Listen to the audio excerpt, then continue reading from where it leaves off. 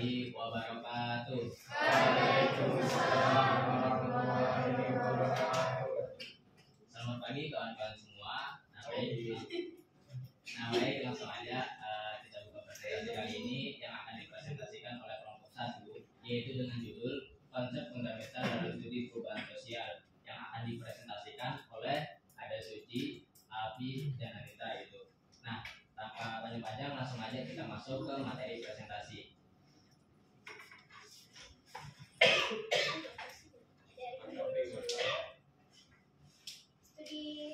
Studi perubahan sosial ini telah diperkenalkan sejak abad ke-14 oleh Ibnu Khaldun, yang ia menyatakan bahwa masyarakat bergerak dari kehidupan nomeden menuju masyarakat yang menetap. Kemudian perubahan sosial ini mencakup berbagai aspek seperti budaya, ekonomi, politik, dan teknologi, serta menjadi bagian tak terpisah dari kehidupan manusia. Perubahan sosial ini didefinisikan sebagai transformasi dalam struktur sosial, pola perilaku, nilai, dan norma yang terjadi seiring berjalannya waktu. Jadi perubahan sosial ini bisa lambat atau evolusi, atau bisa juga cepat, yaitu revolusi, tergantung pada faktor-faktornya.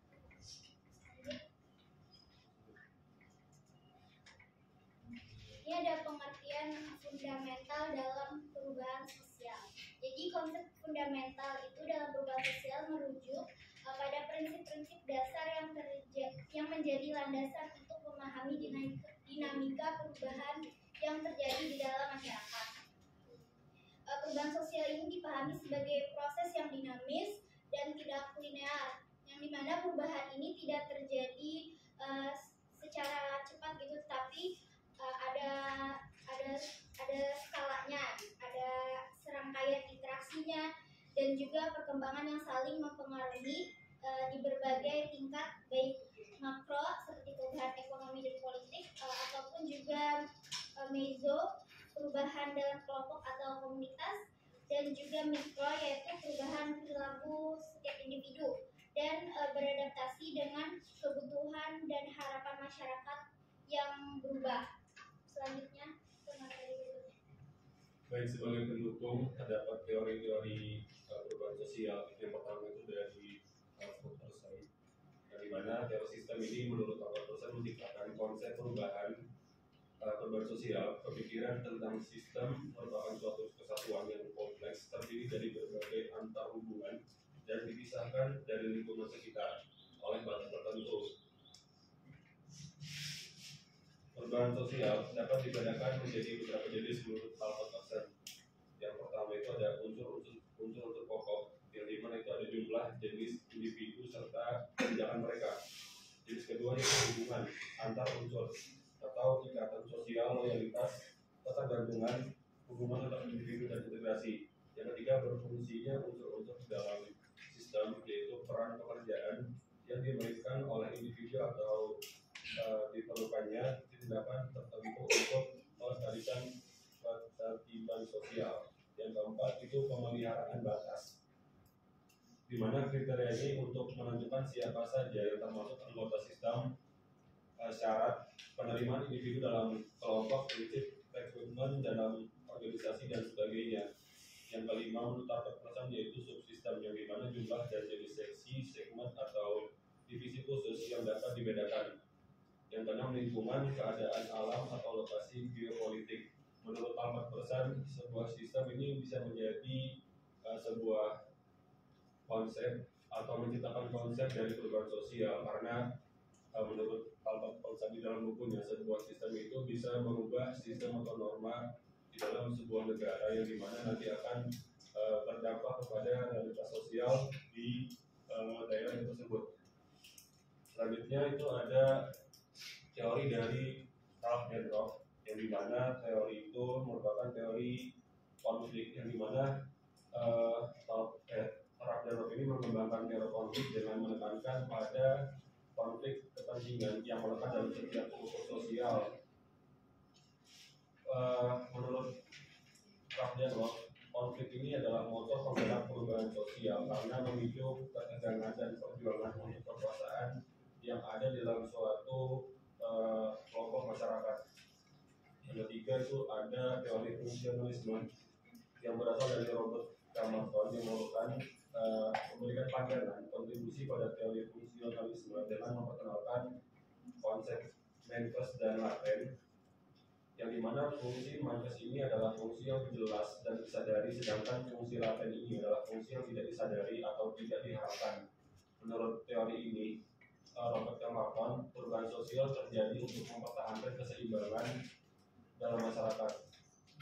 Dalam teori ini juga, Robert Camerton ini juga menekankan pentingnya institusi sosial dalam menjaga stabilitas sosial. Selanjutnya, faktor-faktor perubahan sosial. Faktor-faktor pendorong perubahan sosial terbagi menjadi dua, internal dan eksternal.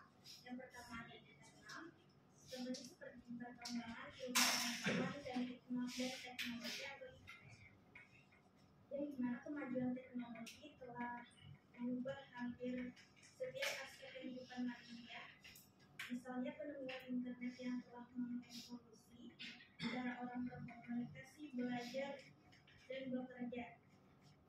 Yang kedua ada konflik sosial, yang dimana itu memicu perubahan dalam masyarakat, ketegangan antara kelompok tertentu, baik berdasarkan etnis, agama, atau kelas sosial, yang seringkali menghasilkan perubahan struktural dalam masyarakat.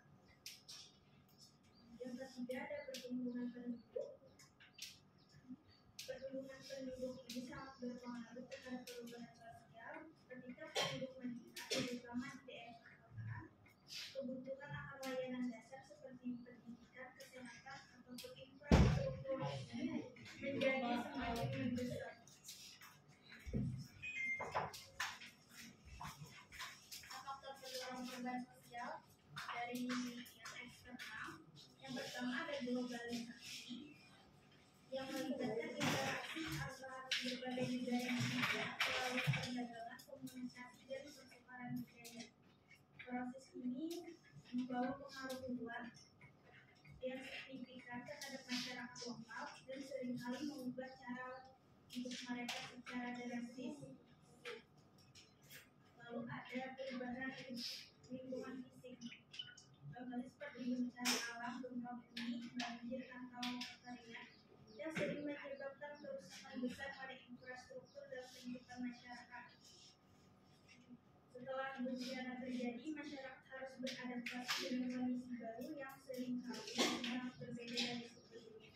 Yang ketiga ada perkembangan ekonomi dan politik. Ini memiliki dampak terhadap perubahan sosial di tingkat lokal. Dampaknya seperti krisis ekonomi atau fluktuasi harga komoditas dapat mempengaruhi aktivitas ekonomi suatu negara serta kesejahteraan masyarakatnya. Mungkin itu saja saya kembalikan ke saudara. Nah, baik, terima kasih kepada pemateri kelompok 1 yang telah menjelaskan tadi tentang perubahan sosial budaya. Nah, kepada kawan-kawan, saya minta 2 orang nih yang mau nanya untuk bertanya kepada kelompok yang sedang presentasi. Oke. Dulu. Ya, nanti dilihat. Ya, silakan 1, 2, 3.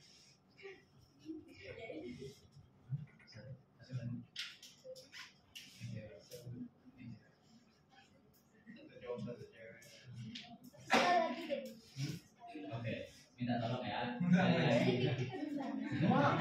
Mau kasih nyapu. Nah, 1 lagi pertanyaan nih. 1, 2, 3, silakan.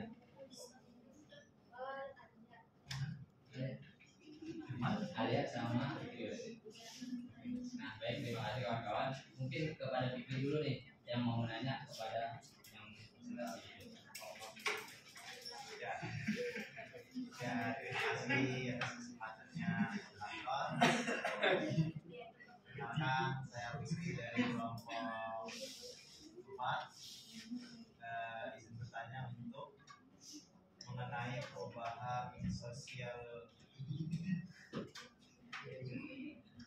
budaya. Sosial budaya. Jadi langsung ke pertanyaan saja. Pertanyaan saya, bagaimana besarnya pengaruh perubahan sosial ini terhadap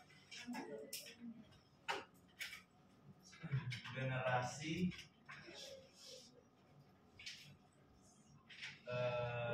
Z sekarang? Iya, terima kasih.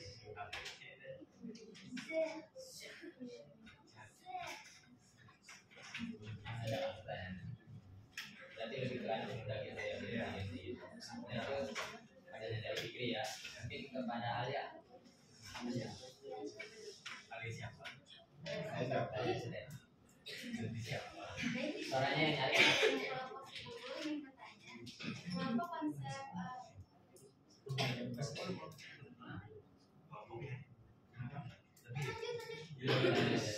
kenapa konsep modernisasi sering dikaitkan dengan perubahan sosial, terutama di negara berkembang?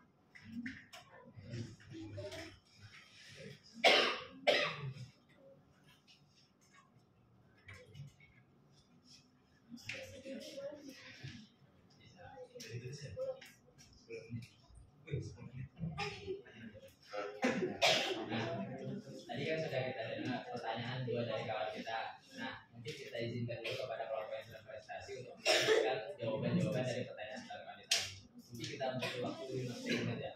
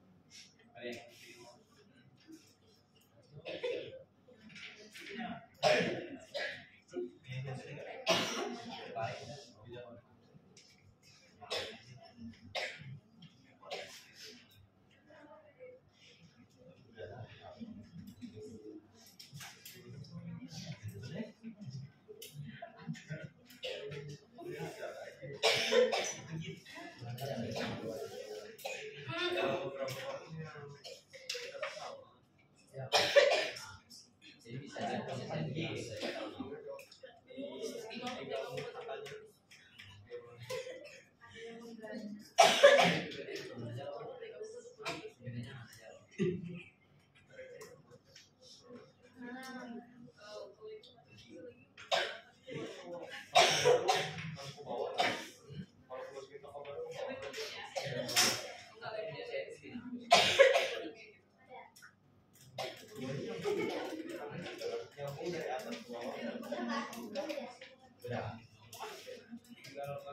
Baik, kepada jawaban dari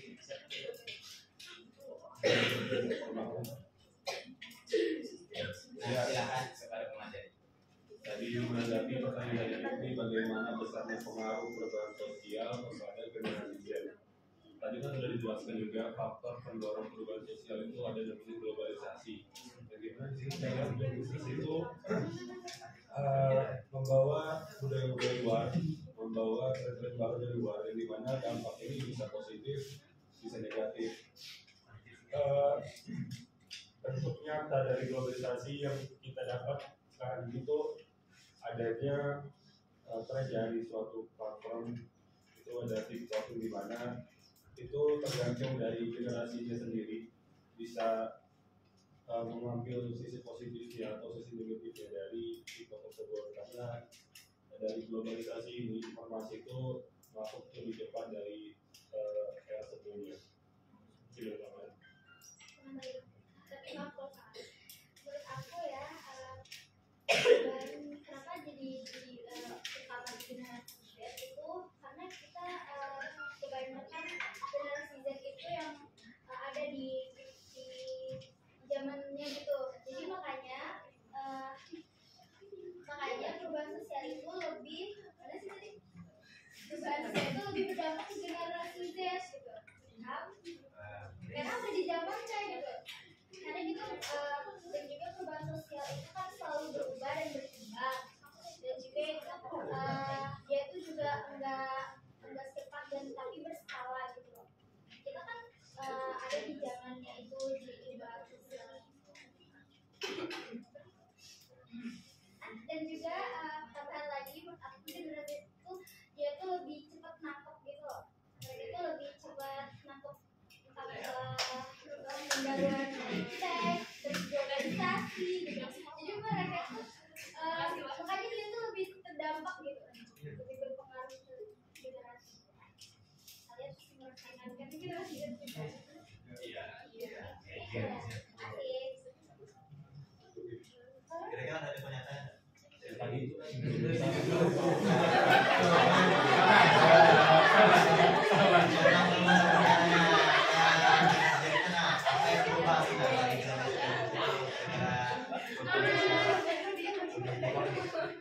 ya kan dari globalisasi itu kan ada brand-brand masuk, jadi perilaku dari Gen Z itu juga otomatis berubah. Jadi brand-brand dari luar.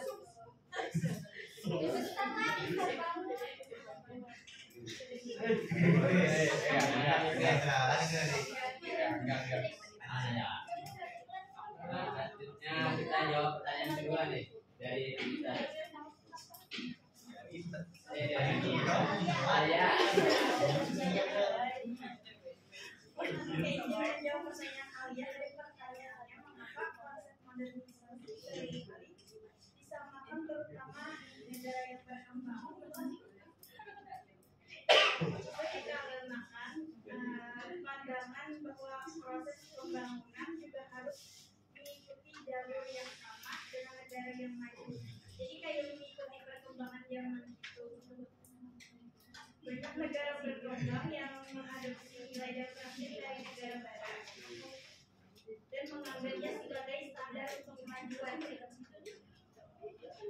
Selain itu ada ketergantungan pada investasi dan teknologi dari negara maju. Itu juga memperkuat pandangan ini, namun seringkali teori modernisasi ini mengabaikan konteks sosial budaya dan sejarah lokal.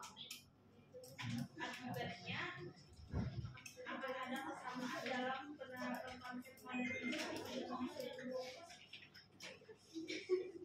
Sebenarnya sama kayak globalisasi juga. Perubahannya.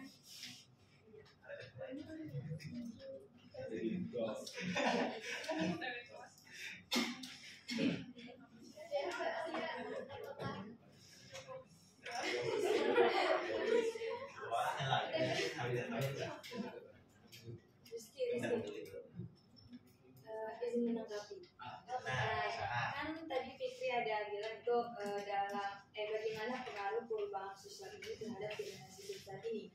Nah, Fikri tadi sempat mengingatkan contoh nyatanya, gitu kan. Nah, jadi menurut saya kita bisa melihat seperti yang dikatakan Adlan tadi itu adanya globalisasi yang semakin berkembang pesat saat ini, perubahannya.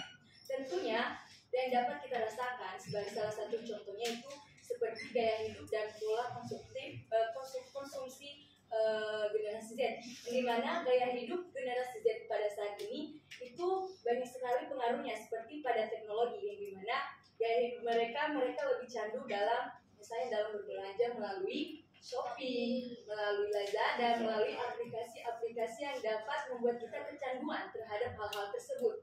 Kemudian pola konsumsi terbuka itu termasuk karena kita generasi Z pada saat ini lebih suka yang lebih efisien, yang lebih fleksibel, yang dimana sekarang ini generasi Z lebih suka memesan di GoFood, lebih suka berbelanja di online. Jadi itu salah satu faktor-faktor atau perubahan-perubahan sosial yang terjadi di generasi Z pada saat ini. Itu salah satu contohnya dari saya.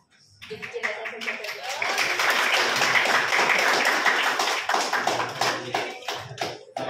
Nanti tanyakan bagaimana dan bagaimana saja. Oke, itu kan tadi jawaban dari tanggapannya gitu. Nah, jadi kita di sini nggak terbatas cuman bertanya dan menjawab, juga bisa tanggapan dari kawan-kawan sekarang. Nah, mungkin ada lagi nih yang mau nanggapin terkait 2 pertanyaan tadi. Mungkin saya ulang lagi ya pertanyaannya. Cukup, Pak?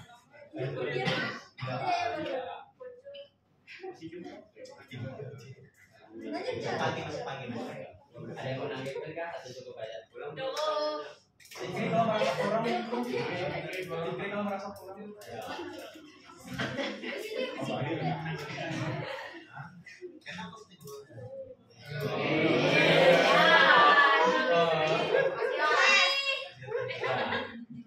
Cemburu.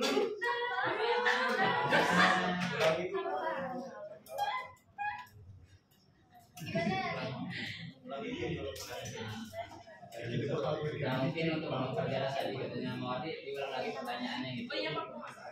Jadi pertanyaannya tadi ada 2 pertanyaan dari Fikri sama Alia gitu. Pertanyaannya itu bagaimana besarnya pengaruh perubahan sosial budaya terhadap kepada kita terutama generasi Z gitu. Terus pertanyaan dari Alia tadi modernisasi sering dibilang sebagai penyebab perubahan sosial budaya, terutama bagaimana sih pengaruhnya gitu di negara-negara berkembang. Nah, mungkin kawan-kawan ada yang menanggapi gitu. Jadi nggak terbatas cuma 2 penanya dan menjawab aja deh.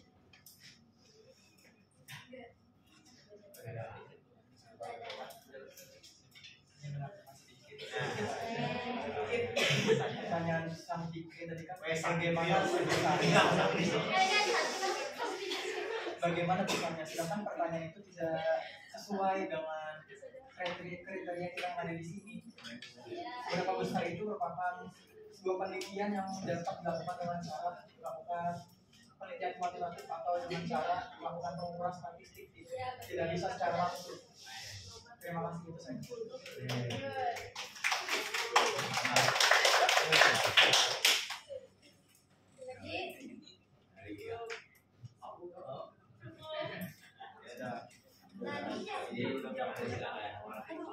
Kan tadi mereka menyebutkan bagaimana pandangan kalangan ini melihat bagaimana sih globalisasi itu ketika masuk mungkin di Indonesia sendiri ya.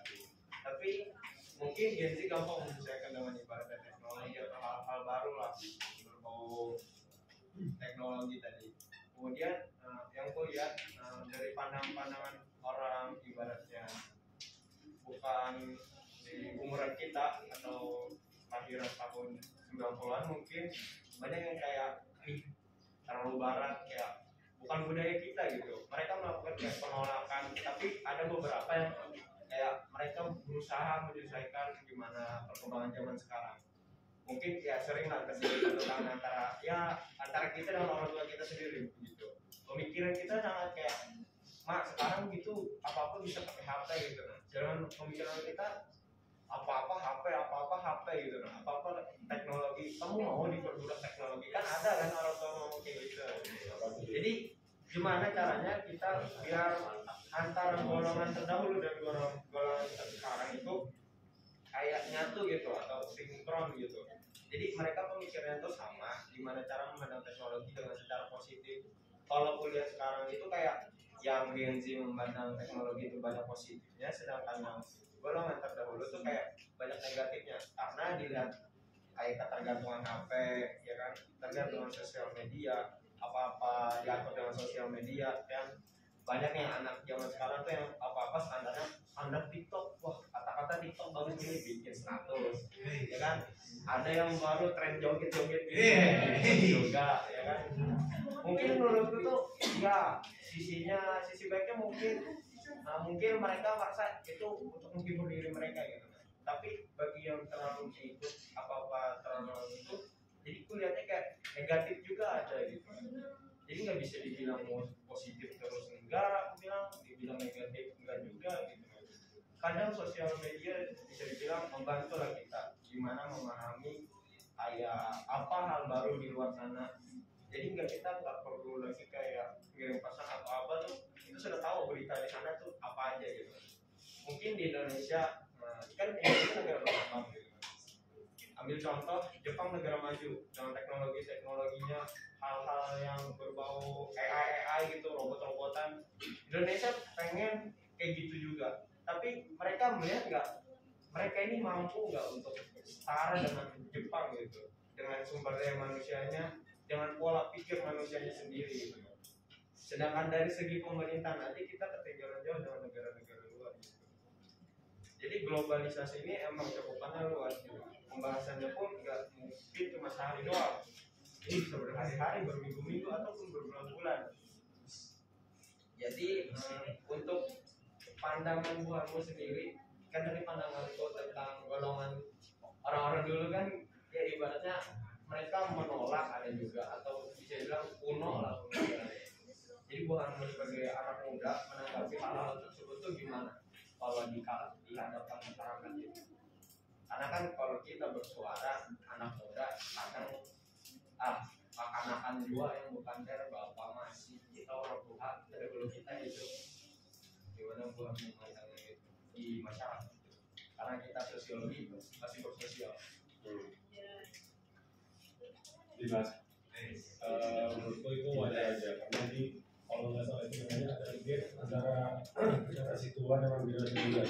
Kata Suci tadi generasi muda itu lebih mudah menyesuaikan dengan namanya perkembangan atau perubahan. Jadi bukannya mereka yang tuanya tidak menerima, tapi itu mereka tuh belum mencoba menyesuaikan dengan perubahan yang terjadi pada sekarang ini. Jadi wajar aja. Apakah kegiatan sosialisasi harus dilakukan memberikan pemahaman kepada mereka? Sosialisasi kayaknya enggak juga sih, karena kan ini ditemukan di realitas sosial juga.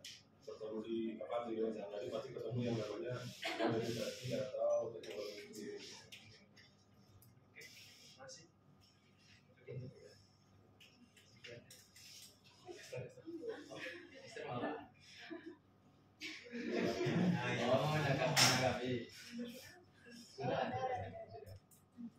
Sudah cukup Pak tahun kelima.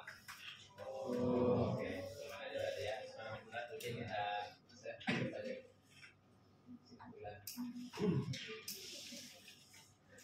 Nah, jadi saya ingin membacakan kesimpulannya, yaitu konsep fundamental dalam studi perubahan sosial memberikan pemahaman mendalam tentang bagaimana masyarakat mengalami transformasi dalam berbagai aspek, termasuk budaya, ekonomi, politik, dan teknologi. Nah, jadi tadi juga sudah dibahas itu terkait tentang perubahan sosial yang ada juga yang secara revolusi, ada juga yang ada evolusi gitu, dan juga ada faktor-faktor perubahan sosial, ada yang dari internal kayak perkembangan iptek, dan juga konflik sosial kayak perubahan yang menyebabkan perubahan struktur sosial dan juga ada pertumbuhan penduduk. Terus ada eksternalnya gitu, yaitu terkait tadi globalisasi, bisa juga dari bencana alam. Nah, mungkin itu saja yang dapat saya simpulkan terkait presentasi kita hari ini. Saya ucapkan terima kasih kawan-kawan sudah yang mau nyimak dan tadi juga sudah aktif berdiskusi gitu. Saya tutup dengan Wassalamualaikum warahmatullahi wabarakatuh.